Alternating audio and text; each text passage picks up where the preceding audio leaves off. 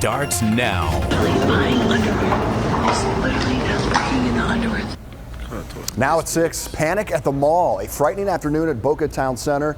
That's when customers reported shots were fired, sending shoppers into a frenzy, hiding in stores, taking cover.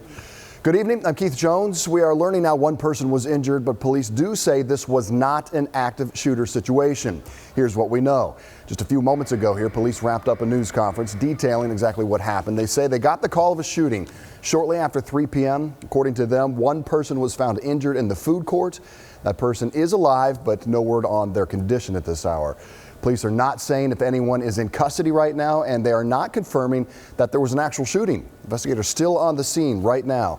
Tonight we have live team coverage at Boca Town Center. NBC6 Natalia Ortiz and investigator Tony Pipitone are looking into every angle of this story for us. We begin though with our team coverage. NBC6 investigator Tony Pipitone with what police are saying and what happened about today. Tony, they just wrapped up this news conference a couple minutes ago. They did, Keith, and one thing they are not saying is that any gunshot was fired during this incident. They are not saying that the injured man who was found here in the food court, who they say suffered from a traumatic injury, they're not saying now that that was a gunshot wound. They had previously said it was an apparent gunshot wound. They are saying no weapon was found near that person. They also are not saying that there is an active search on for a suspect in this case. We're still putting these pieces together. The chief waiting to get more evidence before giving us more facts, but listen closely to what he said just minutes ago. We understand that a lot of people out there right now are very concerned about their loved ones. We have our teams, our SWAT teams, our tactical teams in there now clearing them all, making sure they're safe and making sure they get out safely. At the same time, we need to do our job to investigate to see what's going on. And they are doing that job right now. They have not yet reopened the mall as they are trying to clear it for any possibilities, because you never know when you get a call like this. The call went out of an active shooter at a mall, and you can see the response behind me. They are taking this as seriously as you would expect they would for such a call, but they are still gathering the facts. And as they look at how they responded to this, you have to remember that there were calls. There were people saying that they heard gunshots. We talked to several witnesses as soon as we got here, and here's what they had to say. And I just heard some popping noises, really. Not so much like gunshots like everybody's saying. That's about it. And when I heard it, I ran and got out of there as soon as possible. And so everyone was running, and so I was with a client, and so she told me to run. So if it wasn't for her, then I would have stayed there, you know. The back door leads out here? Mm-hmm. And I was just like, run! I just told everybody, I was just like, run, run, run! And it was absolutely terrifying. What did you hear?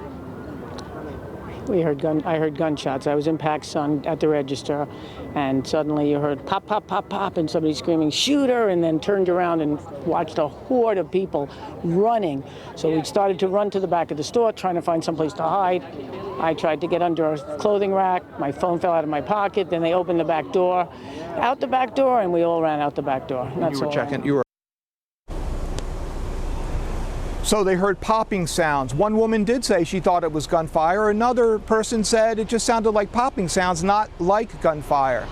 Very interesting situation based on what the witnesses are telling us. The important thing, though, is that everyone here is safe.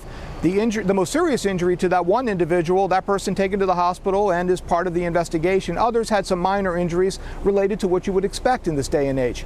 People panicking, people running, people trying to get away when they think there's a shooter at the mall. Reporting in Boca Raton, Tony Pipitone, NBC6 News. Interesting perspectives. All right, Tony, thank you. Our team coverage continues now with Natalia Ortiz and how the community is reacting following this scary situation, which unfortunately we are seeing far too often. Natalia. That's right, Keith. And actually, I too spoke to someone here off camera who had just left the mall, and he said he distinctly heard 3 shots fired. Now, whatever it was that happened, we definitely know right now the police has not confirmed it was an actual shooting, but it happened here at Boca Town Center this afternoon. One of the women we spoke to off camera said it was like a war zone in there. Stores were closed and cops were inside surveying Boca Town Center throughout, still doing that, of course. People in the community have been sending messages of support and concern. MSD shooting survivor Cameron Caskey tweeted, hoping everybody at Town Center in Boca is okay. Can't believe. Fellow MSDer Adam Alhanti also wrote, I hope everyone back home is safe.